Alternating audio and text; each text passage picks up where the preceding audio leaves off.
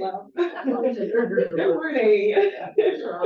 Welcome to our last EPI seminar of 2023. And I get the pleasure of introducing our speakers.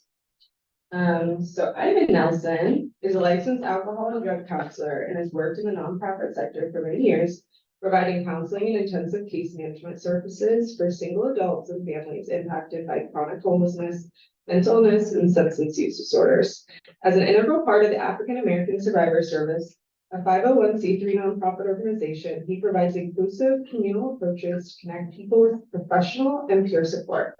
He is a proponent of seeking safety, an evidence-based, present-focused counseling model to help people attain safety from trauma, PTSD, and substance use disorders. He feels a deep appreciation for every opportunity to engage the clients he serves with dignity and respect, believing that perhaps the only gratification that can come from suffering is to learn from it and try to transform it into something that can help others. Wonderful. And Dr. M. Kumi Smith is an infectious disease epidemiologist, an assistant professor here at the UMN Division of Epidemiology and Community Health. She's also the director of the HIV, STI Intervention and Prevention Studies. Dr. Smith is an impressive community engaged scholar who has pivoted her expertise of HIV, STI risk and prevention among young men who have sex with men in low and middle income countries, primarily China, racial and ethnic minorities, unhoused and other marginalized communities in Minnesota. Beyond her research, Dr. Smith has developed a new course called the U.S. Drug Overdose Epidemic to educate students on the contemporary challenges and overlooked disparities. Please give a warm welcome to Ivan Nelson and Dr. Kumi Smith for the last SPH seminar of 2023, titled "Is the U.S. Opioid Epidemic White Problem? Stories of the Black Experience in Minnesota." Oh, I guess it's not part of it.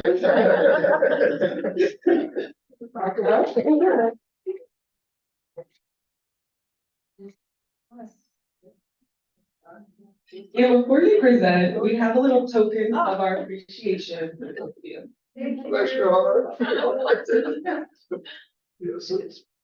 Thank you, Dom. Hi, everyone. It's so nice to see you all. So because we've got two of us talking today, what I'm going to do is first tell you, actually, Dom did everything. So I think what I'm going to do is ask Ivan to come on up, and I'll just let everyone know that Ivan and his group, African American Survivor Services, without their help, this entire project and this talk wouldn't exist. And that was why, even though this is a very provocative title, which we're going to get to, I kind of wanted to open with Ivan telling you a little bit more about his group and what they do.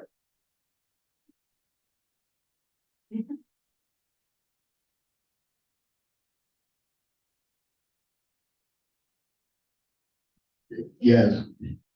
I feel so strange. Good morning, everyone. Thank you all for having me. Thank Dr. Kumi for being such a phenomenal person. I'll tell you a little bit about her in a little bit.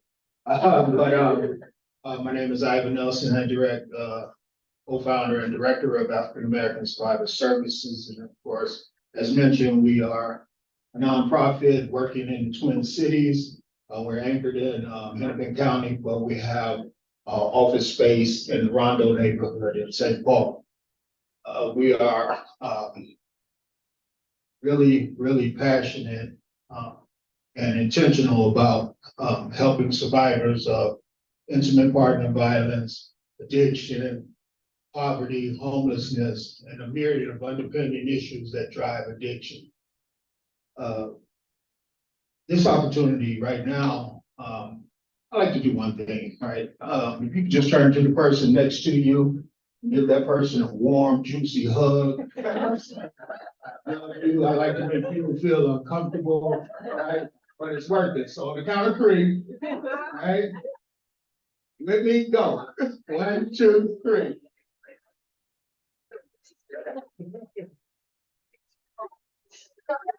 All right.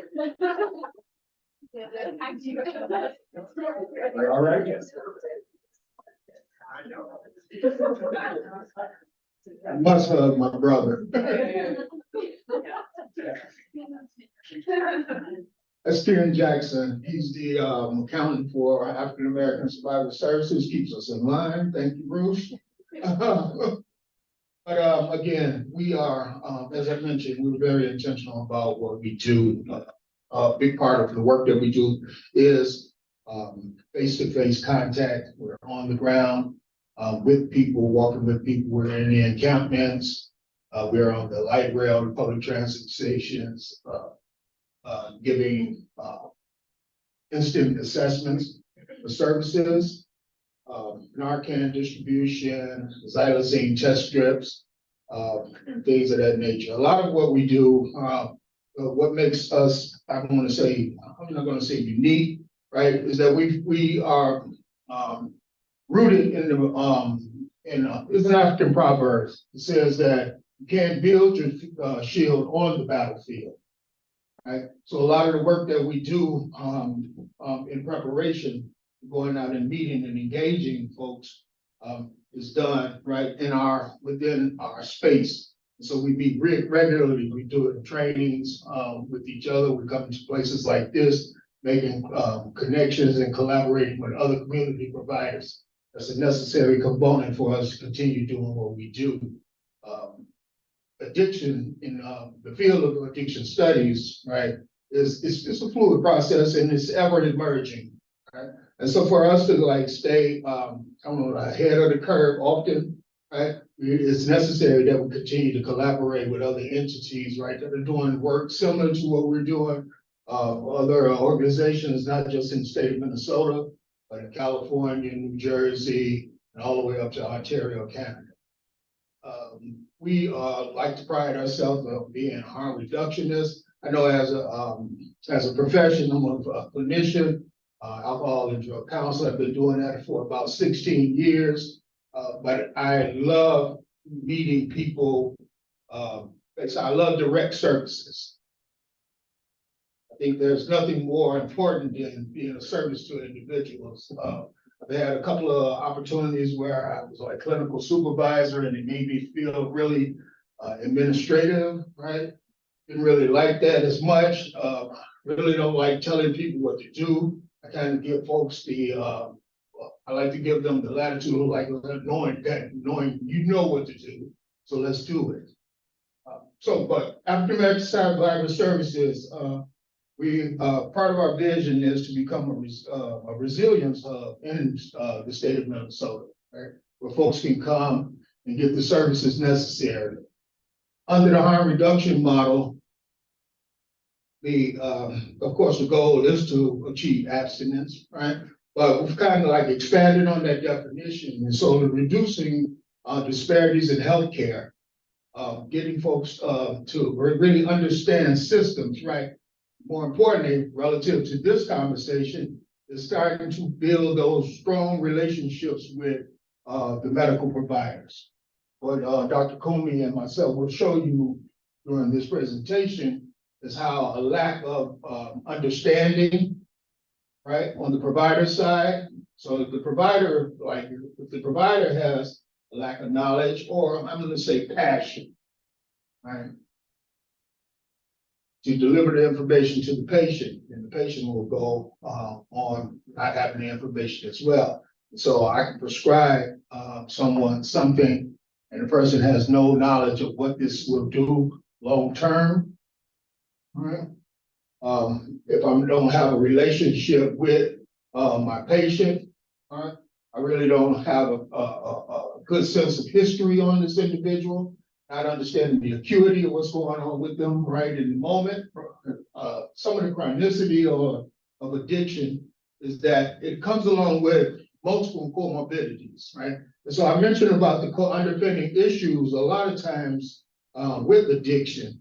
And in our community, right, one thing that folks won't look at is some like the narrowing views, right? When we're talking about trauma, right? A lot of the folks that I provide services to, young men, right? They have no hope of living beyond the age of 18. And so a lot of times, that's what we mean by the narrowing view. And sometimes trauma and vicarious traumas can produce this in an individual, right? Intergenerational trauma, right, which lives in the central nervous system, and trying to understand why is this person acting or behaving in this manner, right? When this is we call it epigenetics, right? So like trauma is passed down from the mother's womb to the child. I won't get too scientific with you guys, right? Because all of you guys seem pretty academically astute. But like just to pull your coat a little bit about what's going on in our community and how this gulf, if you will, continue to persist with the provider and the patient. And so we act on the mnemonic to provide, thrive, and then, or survive, thrive, and then provide. And that's kind of like my story, right? I'm someone in long-term recovery. I'm also someone who's been justice impacted, right? I've been in prison, out of prison, like I have 5 daughters, right? And now recently I had a son, he's 5 years old. And so I've been that person who's had the experience and have traumatized my children by being handcuffed and walked away, right? Not to be seen for the next 3, 4, 5 years at some time. I've spent about 30 years in active addiction, right? And my addiction wasn't episodic. It was just like all day, every day, and everything that goes along with that. And so when we talk about having lived experiences, right? I found out that about 20 years ago, I was like, well, what can I do, right? With these negative experiences. And what I chose to do, right, is use my experiences to help improve the lives of other people. Right.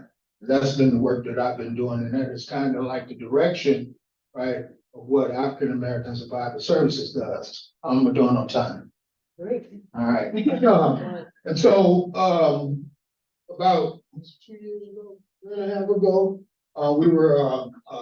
we came out and attended an overdose awareness event in Lawrence Park. And as we do, we show up, and you kind of saw some of the photos. We were at the Capitol one time. And we like to keep it light, you know, and that's kind of how we are able to connect with folks, you know. Me, myself, I just like people to feel regular, you know. And so I'll give you a hug, and you'll be wondering, why is this guy hugging me, right? I need to hug you, right? And so that I didn't meet her, right? Someone told me about this serious professional wants to talk to you. I'm like, really? And so she emailed me, I emailed her back, and that's what I do. You know, when someone reaches out to me, I reach back, right? I don't just let it lay out there. Let's see what's going on. What's with this professor home with me, right? And so I met her, right? And she came into our office, and I said, what does this little white lady want, right?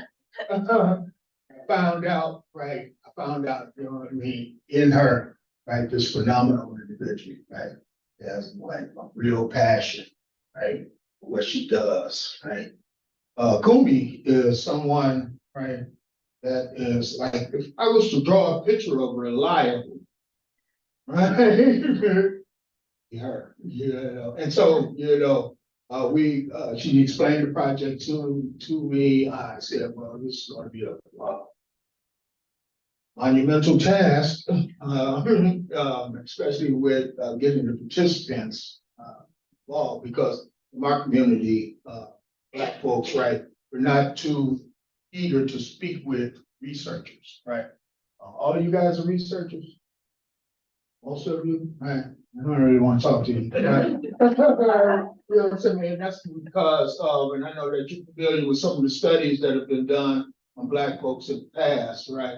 It didn't turn out very well, right? And so there's a high degree of distrust, right? But Dr. Kumi, right, in the way that she is and in her mannerism, and kind of, I want to say, in part with the way that I framed a presentation to these folks, right? They were kind of like willing to come and see what it was all about, right? And they met her, and of course, you know, she's a fantastic baker, and she makes these cookies, right? And the lured them in, right? But the long and short of it is that, like, she made them feel regular, right? And they were able to share candidly with her, with complete confidence that, what they had to offer and the questions that she was posing to them, right, was going to be heard, right? I believe that Dr. Kumi, is the embodiment of respect. So our respect comes from the Latin respecto means, so I see you, see me again, right? Look at me again. And so, met with her and I've had a couple of, because we would have a meeting after the meeting, right? We'd stay in the office, and mind you, when we were doing this, we were like last year in the snowstorm, and it was a chore getting out of the building, and all of these things, but we would sit and talk for a couple of hours after everyone was gone, right? And that's when I really got to know her, right? On a humanistic level, right? I'm very proud of the work that we've done. Right? Is that about it? But I can talk all day. Yeah, that's great. Thank you so much. I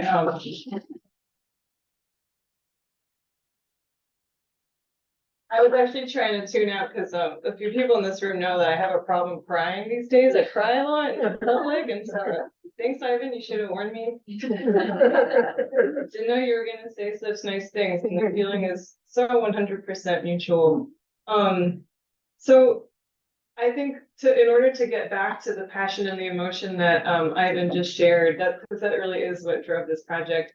There are, oh, that's nice. Oh, there we go. There are just some kind of background, like data type of stuff that I think are really great to anchor in to understand what we're doing. So this is going to get a little more like, epi. I'm very chained to the podium. I'm not like a dynamic talker like Ivan is. But what I want is that after we go through some of these really condensed findings of this study, what Ivan and I have never really had time to do is to kind of, reflect back and forth on the findings, but also like the experience of doing this together. So, and we hope that that's a participatory process.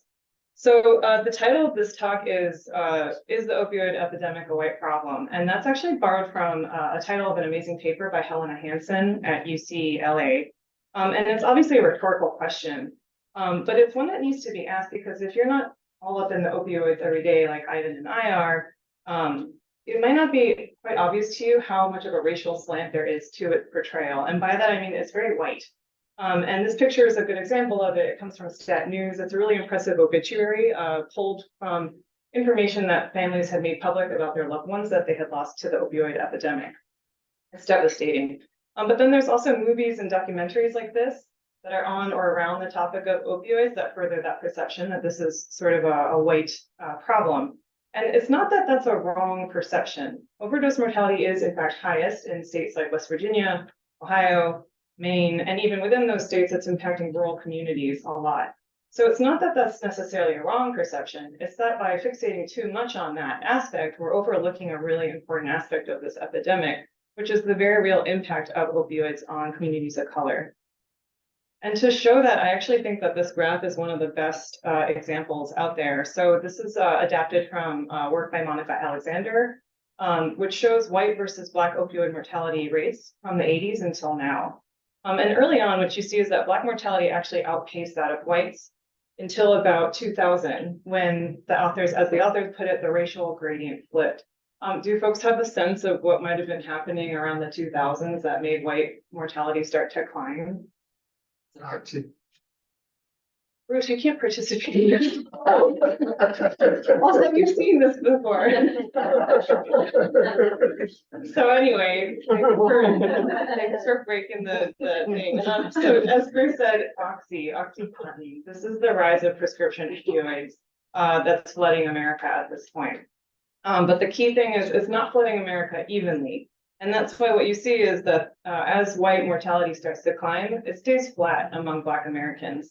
And that's because they're excluded from access to prescription opioids due to medicalized or racialized notions of Black pain and Black addiction in the medical field, misconceptions that are held to this day. But then you look in around 2013, rates start to climb sharply in Black Americans, but kind of in both groups. Around 2013, mid-2010s, anyone have thoughts about? And no, Bruce can't answer. Heroin. Fentanyl, actually, yes. Fentanyl starts to contaminate our domestic black market drug supply of heroin. So yes, heroin and fentanyl, kind of how you could think of it.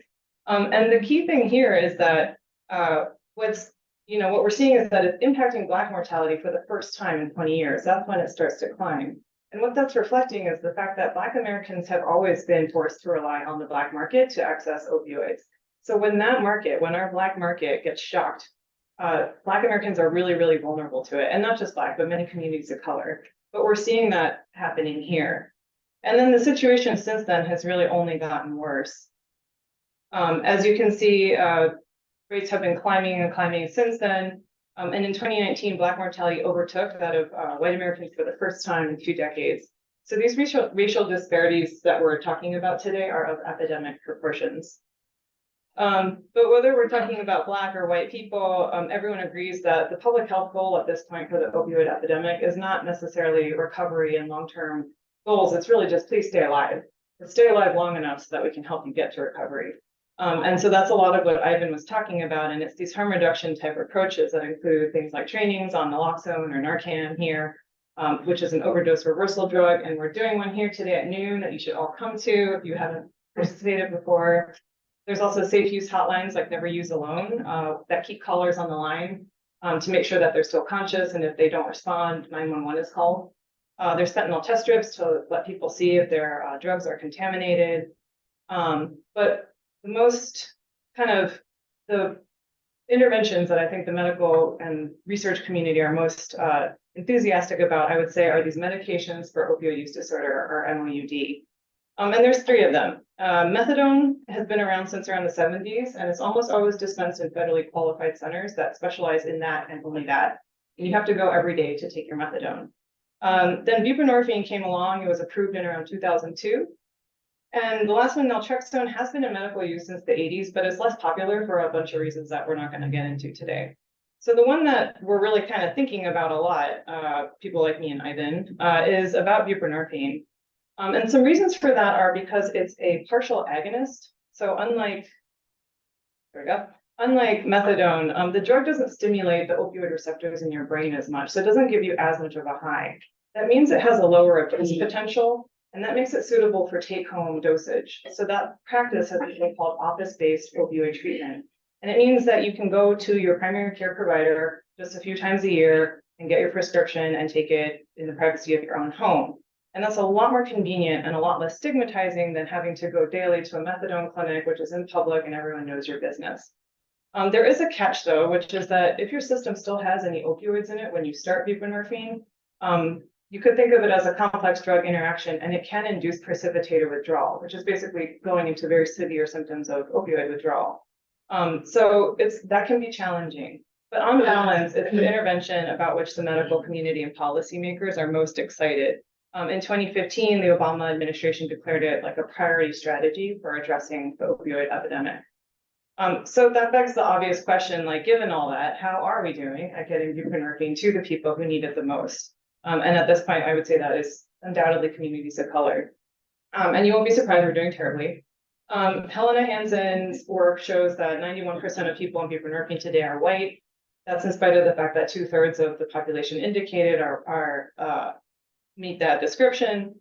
And Pooja Lagasetti at Michigan has shown that indicated patients, Black patients, so those with opioid use disorder, are 77% less likely to receive a buprenorphine prescription compared to their white counterparts. And that's controlling for their insurance status. So this all kind of like raises a lot of interesting questions because the numbers are straightforward, but the factors driving it are complex. And I try to always simplify. And the way I've thought about it is to break these questions down into those of supply versus demand. So when we talk about sort of supply questions, we're talking about why is it that eligible and interested Black patients who are showing up and asking for buprenorphine might not be getting it? And then on the other side, the question is, why is it that there might be eligible Black patients who are either unaware or hesitant to take buprenorphine? So our team and others have done some interesting work around the first question of supply. That's looking at providers, their behaviors, healthcare systems, all those types of barriers.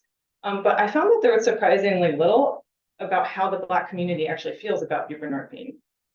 And that's where I kind of like started really just reaching out to folks like Ivan to be like, hey, I don't really understand this problem as well as you do, but there's a lot of questions that are unanswered in the literature. Do you want to partner?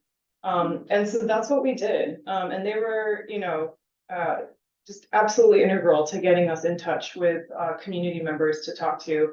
And it's not just that Ivan managed to like build trust and have people, gain an interest and an investment in this project. We also did it at an incredible speed. I think we talked to 29 community members in the space of like 6 weeks, which was amazing. So most of what I'll share today is about those interviews. But we are also talking to stakeholders, of who I think we've talked to 12 today, and Jess Coleman, our PhD student from social work, is here today, and that work is ongoing. So we're really looking forward to hearing from Jess more about the additional lessons we're going to learn from them. But essentially, I'll break down sort of what we've learned from these interviews into kind of 4 themes. There's tons more, but I think these are sort of the most instructive right now. First is like there's like a network effect of information. Buprenorphine is less familiar to folks in this community. And so what that means is that you might not know too many people who are on buprenorphine. If you don't know anyone on it, you might be a little less interested in taking it yourself. And then that kind of plays itself out in having like a net effect of low uptake all around. This is a really common sentiment. Someone saying Suboxone sounded new to me, so I didn't want to try anything new. A lot of other people said it's really complicated. I don't really get it. That's no thank you.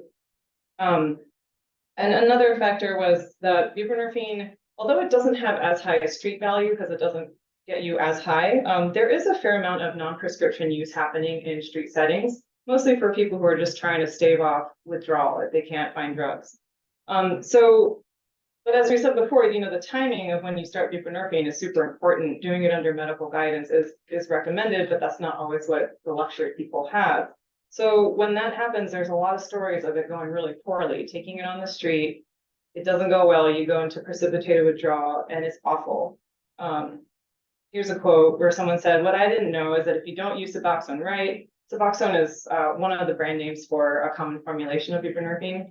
It can make you go into withdrawal. That's what happened with Suboxone. Had I did it right, or had I just gone to a clinic and said, "Hey, I need Suboxone instead of methadone," I would have been okay.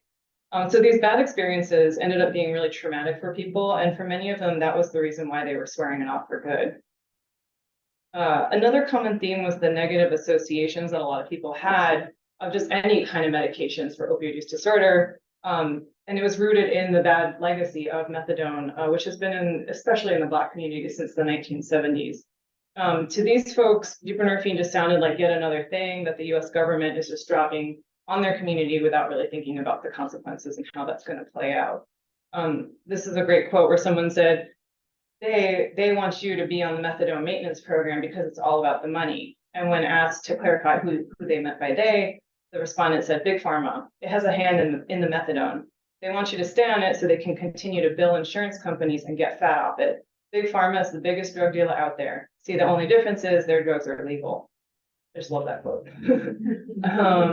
And that kind of fed into a sort of a final theme, which is that finally, participants were sharing that part of their motivation to choose methadone over buprenorphine was that they were acknowledging that some part of them still needed to get high, that they needed to self-medicate the many difficulties that they were facing in their lives. As this participant put it, that played a big role in switching from Suboxone to methadone, knowing that I could still get high. That's the addict in me, and that's something that I'm really struggling with. But to kind of expand on that, there's this other really great quote that I just flew over. There it is, where someone said, furthering this idea of like why getting high is like happening, is a lot of us addicts get high because of some deep down depression. So the root problem, we might need to see someone psychologically before they try to get us to correct our addiction. But a lot of times they don't. They only want the money for us to go to treatment. They're not really trying to get down to the root of the issue. So I think just to summarize, our key kind of discovery was that, we're unpacking this question of lower awareness and lower interest in the Black community for buprenorphine.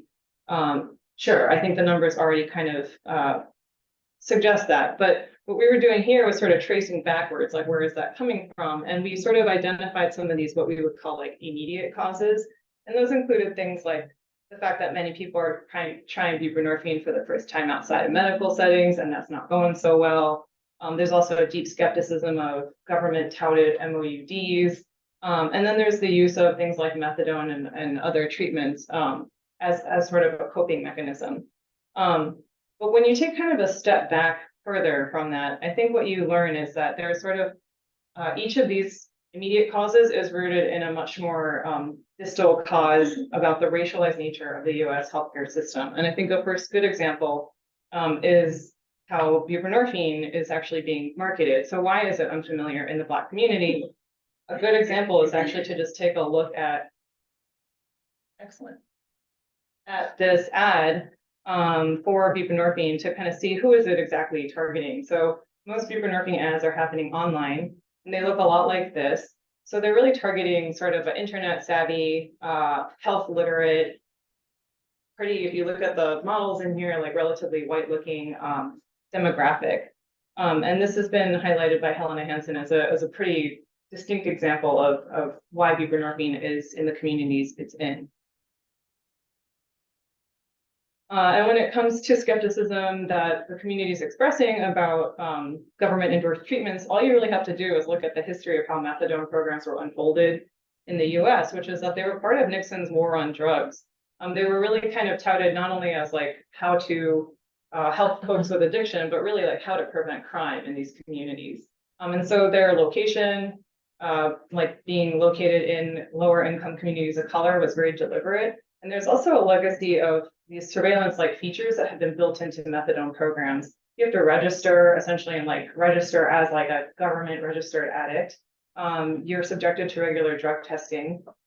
You interact with nurses who kind of talk to you through windows. These things have loosened up now, but that is very much the memory of what methadone looked like in the community.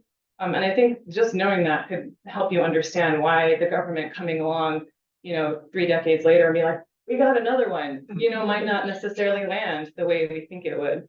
And then finally, that's messed up. Regarding the community view of using methadone partly as a way to cope with an array of traumas that the community is facing, I think this is a good reflection of how few mental health supports are available in many communities of color. And I also love Insecure, if anyone's seen the show. Yeah. So this all kind of brings us back to the final question of, is this a white epidemic? And to kind of answer that question, I'll just revisit some of the really great things that some of our participants responded to that really did address this question. So when one participant was just reflecting on race, one thing that he said was, when the kids start getting overdosed, when they start using, when the white kids start getting overdosed, when they start using, then it's a problem. But if it's in Blacks, they don't recognize it as a problem. They only recognize it when their children are in the suburbs, start getting addicted to it and dying from it. Now they want to talk about it. And another great one was, see, the idea of this so-called opioid addiction epidemic, that epidemic that we're talking about has existed in the Black community since the 50s. So the only reason it's an epidemic now is it's begun to kill white kids as well. So now it's an epidemic, but it's always been an epidemic in the Black community. So these are just a real tip of the iceberg set of findings that we've had from the community. And we were really honored to be able to hold a community share back event that Ivan and Jess were really helpful in organizing. Here's some more great photos. And, I think we didn't really have much of a chance to talk to the community about how it felt to participate in research. We really focused a lot more on the meat and potatoes of, treatment access and what do you all think is the problem and things like that. So that's why I'm really excited to have a few minutes to kind of hear back from Ivan to talk about what this experience has been like, kind of having researchers come in, marching in with data and saying we have to fix this, I don't know, is that really kind of the approach that we want to be taking? So I'll pass it back to you to share your many, many thoughts on this. I know you have. I'll be quick. A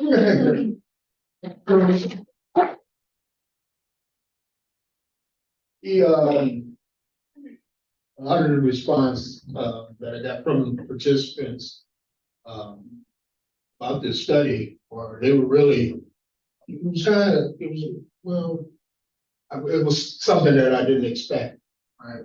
They felt, again, once they, the trust was there with Dr. Kumi, and before I go any further, can you all give Jessica a hand? Yeah. Right.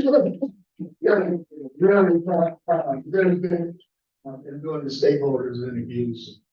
But,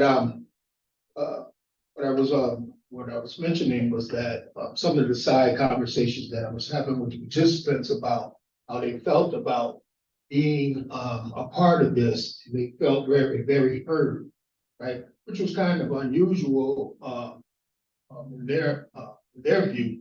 Because they feel like a lot of times, people or prescribers are just pushing things on you, not really, trying to have a dialogue with you about what are your feelings, what are your thoughts about this? And so, as being a part of this program, being a part of this, project, it felt really, it felt like they were being not only heard, but understood. She put up a couple of quotes, right? And I just want to touch base on a quote. As one of the general feelings was, like in our community, we know that, it's been an epidemic, right? When soldiers came home from Vietnam, and then, right, subsequently, Nixon's war on drugs, the prescription, the overprescribing of the methadone was to, like, of course, sedate the community, right? And then so that would like drive the crime rate or the potential crime rate down. We understood that. The other thing, the pushback on buprenorphine is that you would have to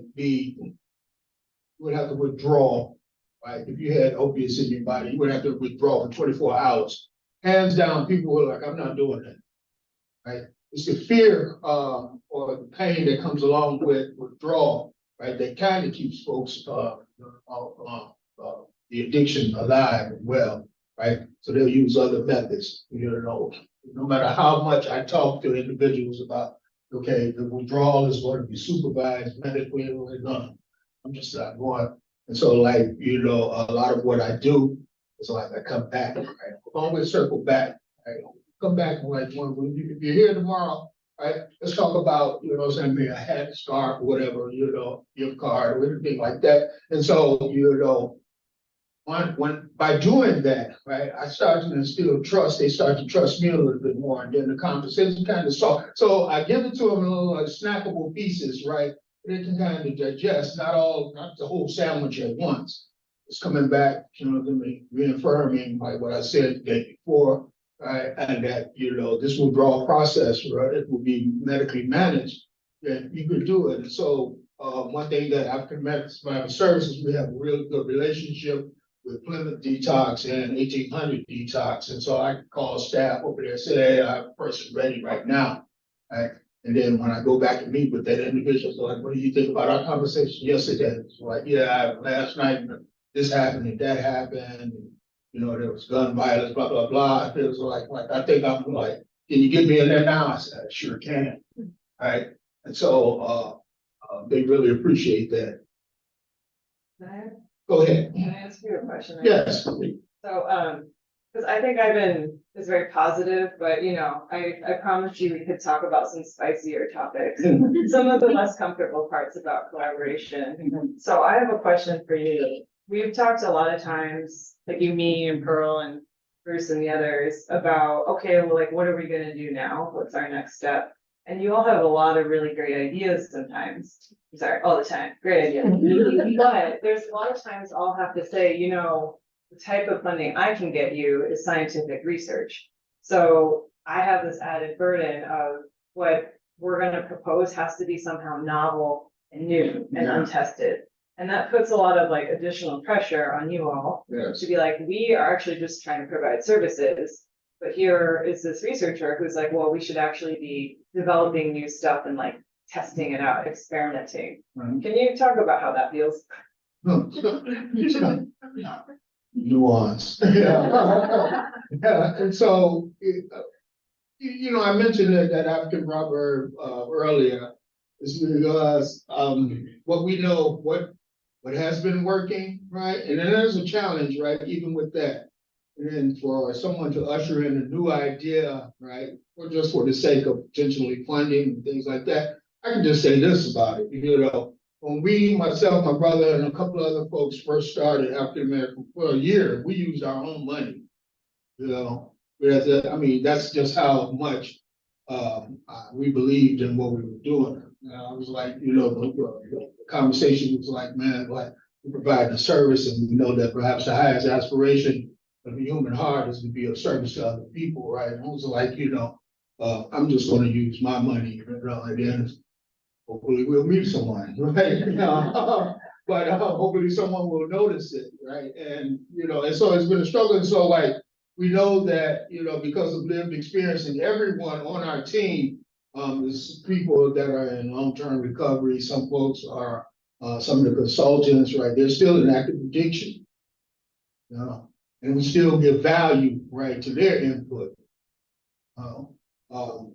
You know, and so to answer your question, Kumi, you know, for you to continue to, and don't get me wrong, you're great, you know, but it puts, you know, a lot of pressure, right, on me, right, and on the team, right, just like wait a minute, here comes Kumi, right, you know, she's got another idea, right, and so like we try to stay on the forefront of like what's new, and like I said, like, you know, we have communication and collaboration with other programs, right, task force in other states, seeing what they're doing, you know, and so trying to become innovative and creative, right, is one thing, you know, but nothing is more effective, you know, than just like what we've been doing, right, on the ground.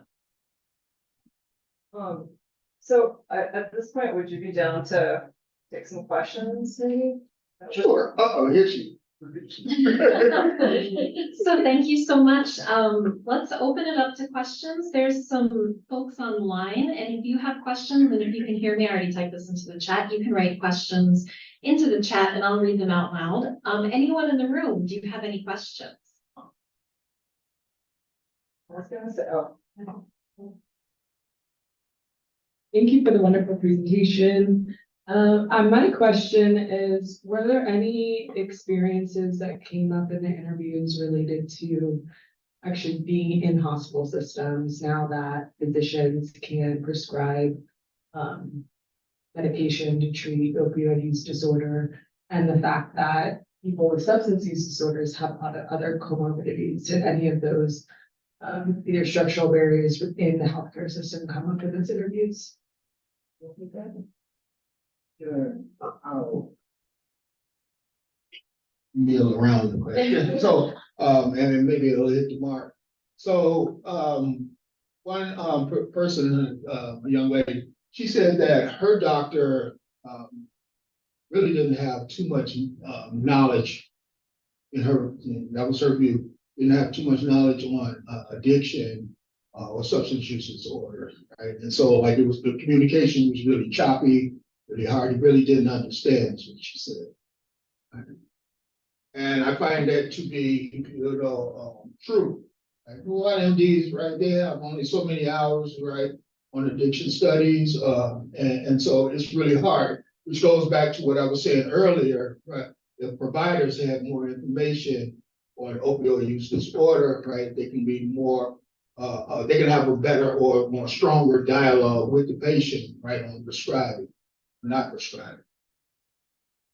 I can quickly just jump in with some things that community members were saying. There were a lot of traumatic experiences of going into a treatment center and still having a precipitated withdrawal. Our understanding from an MD that Ivan and I consult often is that fentanyl, apparently it has a really rapid effect, and then it dies off immediately. But the drug stays in you quite a bit longer than I think heroin. And that has really complicated buprenorphine inductions. In fact, there's like new techniques being tried all the time. These are like addiction specialists who are now debating the best way to induct someone. So I think there's, in addition to just mistrust and misinformation, we're in a whole new era in terms of how to actually do this correctly, safely. Mr. Ivan and team, thank you for your important work. My question is, I'm familiar with recovery. I'm wondering if, how do your services differ for opioid substance use versus the other substance? Are there unique features about offering services and building strong community to address opioids versus alcohol or any of the other substances? So we're not a treatment program. You know, our approach to opioid use disorder often, right, as of late, has been in the realm of harm reduction.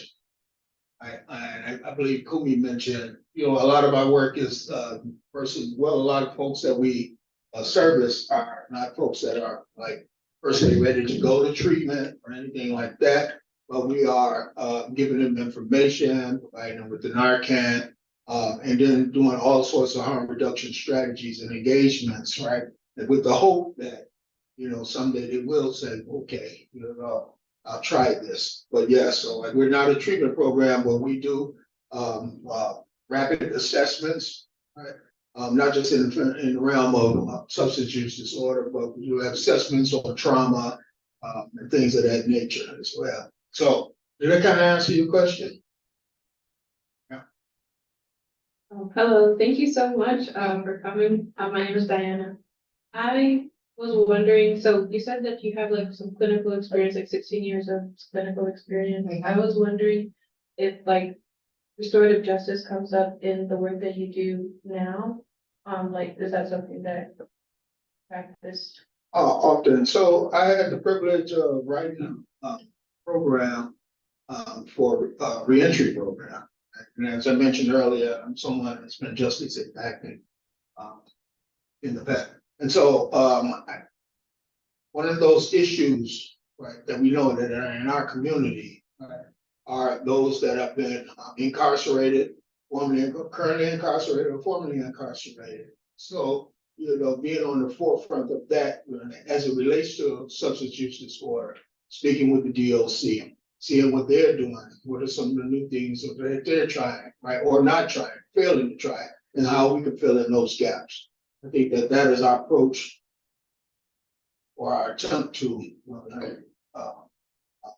be more focused on restorative justice, right? How can we minimize some of the things or get the folks help once they come out? Because we know that like the first 4 or 5 days after release, right, folks are more susceptible to returning to use, and then all of those, participating in those problematic behaviors. So for us to develop relationships, continue to develop relationships with the criminal justice systems and the courts, some of those reporting courts, diversion courts, I think that we kind of minimize and bring those numbers down. Right? That's our approach to restoring justice in our community.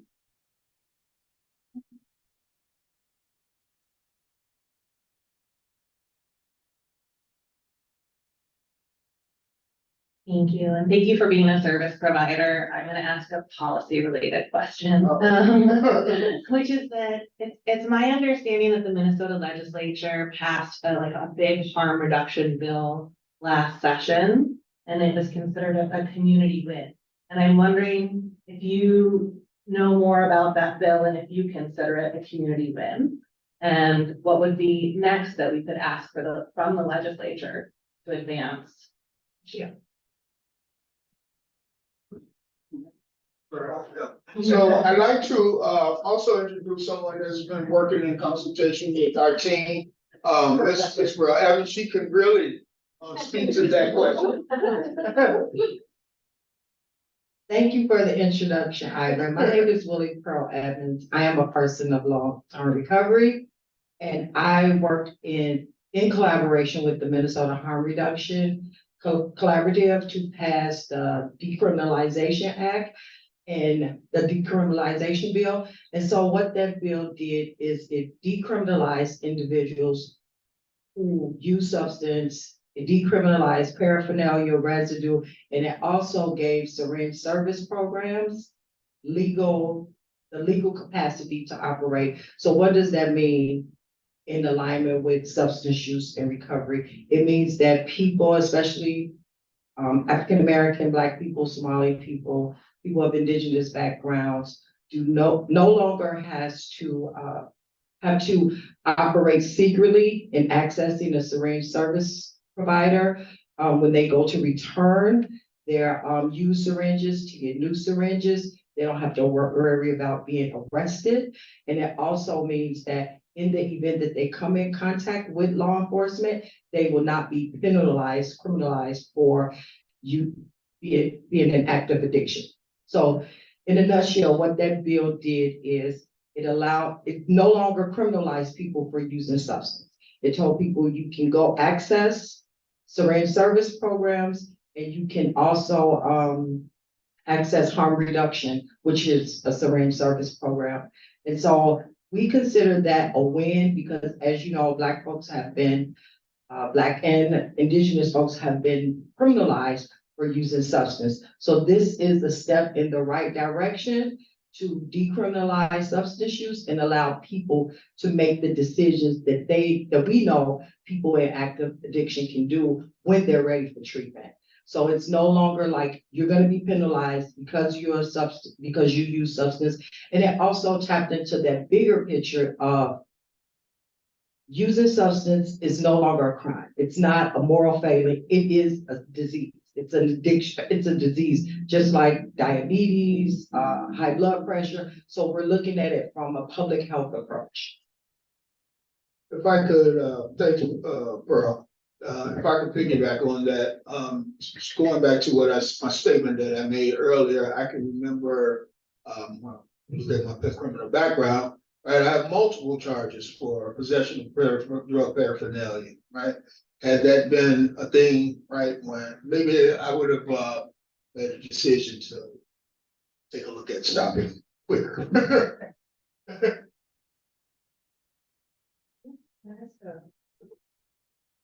And then there's one question online that I think you'd be great to answer. And it's from Bob Levy.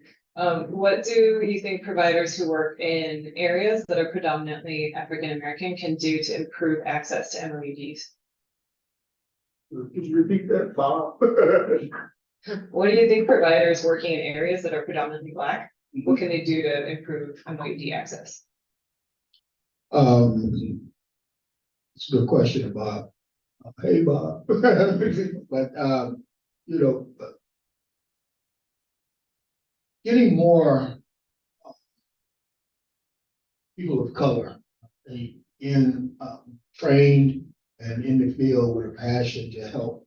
I believe in being linguistically compatible with the first people that they're serving. I think that is kind of like the goal, you know, to helping more Black people and come to terms with what this drug or what drugs or opioids are doing in the community and the overall effect of it. And so, again, getting more people of color trained, and then, you know, so, I mean, and then having folks like myself train our white counterparts on how to go about address, because what's going on now and in the field, like I mentioned, been doing this for about 16 years, right?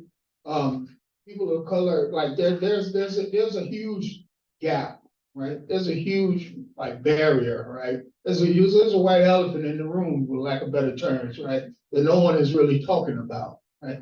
And so people are less likely, they'll come in the front door, sit down, do the assessment, and then 2 days later they're leaving. This is Black women, Black men, Black women, and folks of indigenous backgrounds. I will just add to that, Bob, that a really wonderful speaker that Ivan introduced me to, George Lewis, has written a book about sort of culturally competent addiction services. And I found the book really amazing because he says something that I just don't think the white community has any insight on, which is that when he describes when a Black client comes into contact with a white counselor or a white LADC, which is pretty much going to be inevitable for most Black people, especially in places like Minnesota. At some point, that is going to be the dynamic.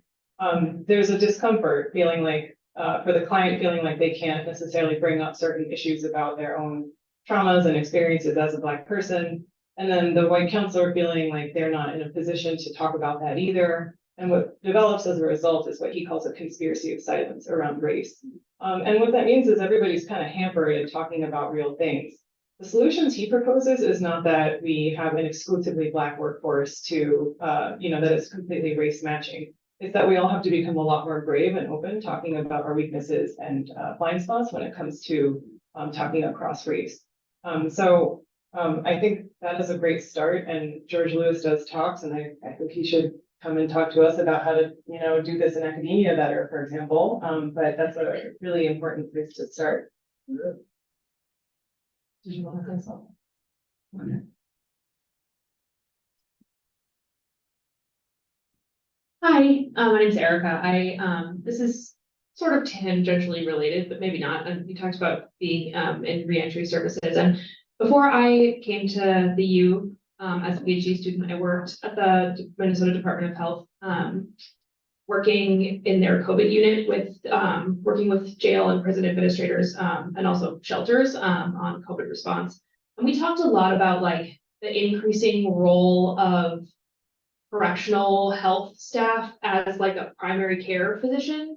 So people coming in who maybe don't have access to healthcare at all, or limited access to healthcare, coming into a jail or prison and having that be their first contact with a healthcare provider. And like, jails and prisons aren't set up for that. Like that's a secondary at best. And I'm wondering if you have any thoughts about like apart from not putting people in jail for, substance issues or other things, like what you think that the role of those providers is, if anything, in kind of this prevention and harm reduction setting.